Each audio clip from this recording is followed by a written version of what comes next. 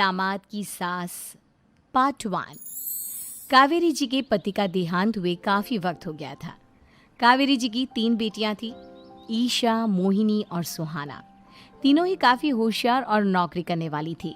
लेकिन उन तीनों से कावेरी जी इतना प्यार करती थी कि उनकी शादी की उम्र होने पर भी उन्हें पराये घर भेजने का उनका मन ही नहीं हुआ।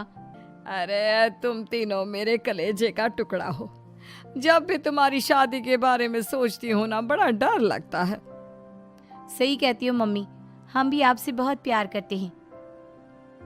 हाँ, मम्मी पापा की जाने के बाद अब बिल्कुल अकेली हो गई हैं। और मम्मी, अगर हम तीनों शादी करके चले गए तो आपका ख्याल कौन रखेगा?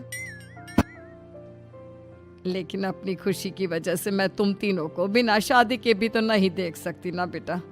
समाज के हिसाब से देखे तो यह भी गलत होगा और मैं ऐसा कुछ नहीं चाहती। लेकिन तुम तीनों से दूर होने के बारे में सोचती हूँ तो अजीब सा लगता है। लेकिन मम्मी, हम आपको इस तरह अकेला छोड़कर नहीं जा सकते। एक काम करते हैं मम्मी, शादी के बाद ना आप मेरे साथ मेरे ससुराल में चलना और मेरे साथ ही रहना। अच्छा, और तेरी सास मुझे रहने देगी तेरे ससुराल में? अरे बेटा, वहाँ ऐसा नहीं होता। बेटी की माँ कभी अपनी बेटी के ससुराल जाकर नहीं रह सकती। एक काम करते हैं माँ, आप ईशा और सुहानी की शादी कर दीजिए और मैं हमेशा आपका बेटा बनकर आपके साथ ही रहूंगी। मुझे नहीं करनी शादी। अरे मेरी बेटियां मुझसे कितना प्यार करती है, मेरी वजह से अपनी पूरी जिंदगी दांव पर लगाने को तैयार है। लेकिन मैंने ना इससे भी एक अच्छा उपाय सोचा है। क्या मम्मी? अगर आपके पास कोई सोल्यूशन है तो फिर क्यों परेशान हो आप? बताइए, क्या करना चाहती हैं आप? मैंने सोचा है कि अखबार में इश्तिहार देकर तुम तीनों के लिए 3 घर जमाई दामाद ढूंढ लूंगी। वैसे भी नौकरी तो तुम तीनों अच्छे से कर लेती हो, कमा भी अच्छा खासा लेती हो। कोई भी लड़का तैयार हो जाएगा तुमसे शादी करने के लिए। अरे मम्मी, ये हुई ना बात। इससे हमें आपसे दूर भी नहीं जाना पड़ेगा और आपको अकेला भी नहीं रहना पड़ेगा। हाँ मम्मी, ये बहुत अच्छा तरीका है। मैं तो कहती हूँ आज ही अखबार में ऐड निकलवा देते हैं। बिल्कुल, आज ऑफिस जाते वक्त मैं ये काम कर दूंगी। और कुछ ही दिनों के बाद कावेरी जी को 3 घर जमाई दामाद विवेक, सुमित और अविनाश मिल जाते हैं और वो उन तीनों लड़कों से अपनी तीनों बेटियों की शादी करवा देती है।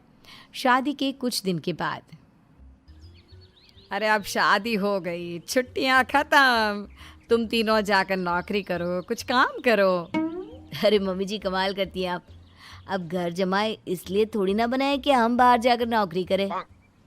मम्मी जी, मेरा तो घर जमाई बनने का मकसद ही यही था कि कमाने वाली बीवी मिल जाए। बाहर जाकर काम करने से तो मेरा दिल घबराता है। घर का कोई काम है तो बता दीजिए मुझे। अगर ऐसी बात है तो शाम का खाना बनाओ। मेरी बेटियां नौकरी से थकी हारी आती है, अब नौकरी नहीं कर सकते तो कोई बात नहीं, घर का काम करो तुम लोग। मैं तो घर का काम करने में बहुत खुश हूँ। बस ये बाहर धूप में निकलना, रास्ते में जाना, नौकरी करना, ये सब मुझसे नहीं होता। बिल्कुल ठीक कह रहा है सुमित। अरे गर्मी में, बारिश में, सर्दी में घर से निकल कर जाना और उधर बॉस की चिक चिक सुनना, इससे बढ़िया तो ये है कि मैं घर में झाड़ू पोछा कर लूँ। ठीक है, फिर तुम झाड़ू पोछा करना। अविनाश शाम का खाना बनाएगा और विवेक तुम सुबह का नाश्ता और खाना बनाओगे। मेरे तीनों दामाद घर संभालेंगे और बेटियां नौकरी करेंगी। अगले दिन सुबह के वक्त, मम्मी मुझे ऑफिस के लिए देर हो रही है, नाश्ता चाहिए। अरे उस विवेक से कहा तो था कि सुबह का नाश्ता उसे उठकर बनाना है। अभी जाकर देखती हूँ क्या कर रहा है विवेक। अभी तक सोया हुआ है क्या? सुबह के 10 बज गए हैं। सोने दीजिए ना मम्मी जी, क्या हमेशा हिटलर की तरह हाथ में डंडा लेकर खड़ी रहती हैं। मैंने कहा सीधे उठकर खड़े हो जाओ और जाकर नाश्ता बनाओ। लेकिन मम्मी जी, बिस्तर में से निकलते ही कोई नाश्ता कैसे बनाएगा? 2 मिनट, वॉशरूम जाकर आता हूँ।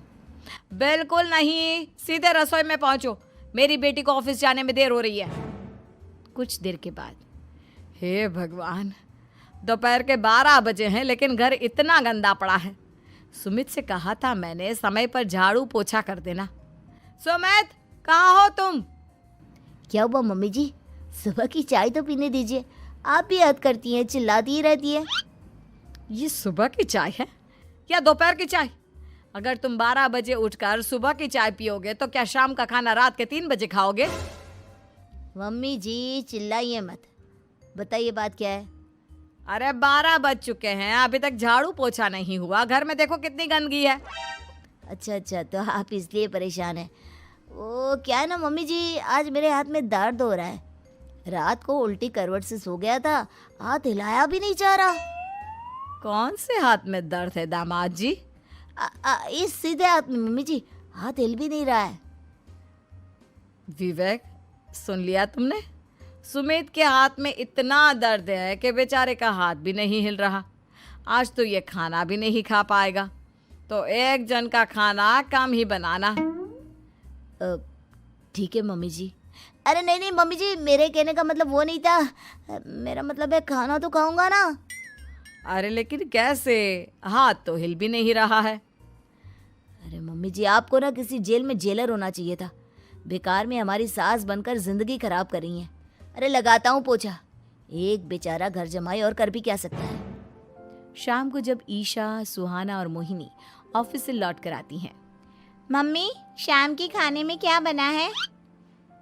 अब ये तो तेरे पति को ही मालूम होगा ना बेटा, उसने ही खाने की जिम्मेदारी ली थी। लगता है मम्मी आपने ये घर जमाए वाला तरीका अपना कर मुसीबत मोल ले ली है। आपके तीनों घर जमाए कितने आलसी हैं। मेरे वाले को देखो, दोपहर के 12 बजे सुबह की चाय पीता है और काम क्या करना चाहता था? घर का झाड़ू पोछा। मम्मी बता रही थी कि आज उसने घर का झाड़ू पोछा शाम की 5 बजे किया था। अब क्या बताऊं बेटा, सुबह से हाथ दर्द का बहाना करके बैठ गया था। कहता है हाथ में बहुत दर्द हो रहा है, हिला भी नहीं जा रहा। सब बहाने मम्मी। ये तीनों घर जमाए मिलकर ना बस बैठकर खाना खाना चाहते हैं, काम धाम तो बिल्कुल नहीं करना चाहते। अरे लेकिन ऐसे काम नहीं चलेगा ना, मुझे इन तीनों को सबक सिखाना ही पड़ेगा। अरे तो मम्मी, आप हिटलर से कम है क्या? आपने जब हम तीनों को सबक सिखा सिखा कर इतना लायक बना दिया, तो इन तीनों नालायक दामाद को भी आप कुछ न कुछ तो बना ही देंगी। हाँ मम्मी, बस अपने अंदर के हिटलर को बाहर लाइए और अपनी तीनों दामादों को अच्छी तरह से सबक सिखाइए। रही बात आपकी बेटियों की, तो हम तीनों तो हमेशा से आपके साथ हैं। अरे लेकिन बेटा, इस काम के लिए तुम तीनों को मेहनत करनी पड़ेगी। कैसी मेहनत मम्मी? ऑफिस में तो वैसे ही बहुत मेहनत करते हैं हम तीनों। अरे प्रेग्नेंट हो जाओ, प्रेगनेंसी का बहाना बनाकर कह दो कि तुम तीनों ने नौकरी छोड़ दी है 2 साल के लिए, और जब घर में खाने के पैसे नहीं होंगे तो अपने आप काम पर जाएंगे ये तीनों। वाह मम्मी, क्या आइडिया दिया है। मैं तो कल ही जाकर कहने वाली हूँ कि मैं प्रेग्नेंट हो गई हूँ। फिर देखना कैसे मेरा पति अविनाश भाग भाग कर काम पर लग जाएगा। और फिर 2 दिन के बाद, सुमित, मैं ना प्रेग्नेंट हूँ और इसलिए अगले 2 साल के लिए मैंने अपनी जॉब छोड़ने का फैसला ले लिया है। विवेक, पापा बनने वाले हो तुम। अब से ना तुम्हें ऑफिस जाना होगा, क्योंकि मैं तो 2 साल के लिए छुट्टी पर चली गई हूँ। अविनाश, अब तुम्हें जिम्मेदारी संभाल लेनी चाहिए, वरना ये घर कैसे चलेगा। हम दोनों मम्मी पापा बनने वाले हैं। लेकिन कावेरी के तीनों आलसी दामादों पर अपनी बीवियों की बात का कोई असर नहीं हुआ। धीरे धीरे कावेरी जी को चिंता होने लगी, क्योंकि उनके प्लान के हिसाब से तीनों बेटियों ने ऑफिस जाना बंद कर दिया था। आखिर क्या तरीका अपनाएंगी कावेरी अपने आलसी दामादों को काम करना सिखाने के लिए? जानने के लिए सुनिए इस कहानी का पार्ट 2।